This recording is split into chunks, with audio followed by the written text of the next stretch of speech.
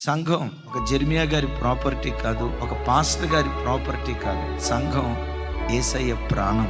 నేను అంటాను, మీరు ఏ సంఘాలకు వెళ్తున్నారో నాకు తెలియదు, కానీ మీరు వెళ్తున్న సంఘాలను కూడా మీ ప్రాణాన్ని ఎంత ఎక్కువ ప్రేమిస్తారో, మీ ప్రాణం కంటే ప్రాణాధికంగా సంఘాన్ని ప్రేమించే ప్రజలుగా దేవుని సన్నిధిలో మనమందరం బ్రతుకుదాం గాక. సంఘం అనే శరీరానికి శిరస్సు ఎవరు? యేసుక్రీస్తు వారు.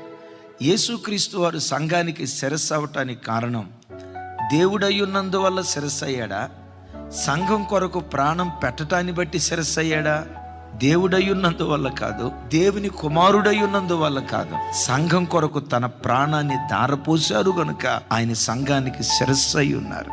సంఘం కొరకు ఏ బిడ్డలు ప్రాణం పెడతారో, అయ్యో నా సంఘం, నా దైవజనులు, దేవుడు మాకిచ్చిన సేవకులు అని సంఘాన్ని ఎక్కువగా ఎవరు ప్రాణాధికంగా ప్రేమిస్తారో వారు, వారి పిల్లలు, వారి పిల్లల పిల్లలు సంఘంలో శిరస్సుగా బ్రతకటానికి దేవుడు కృప చూపిస్తాడు.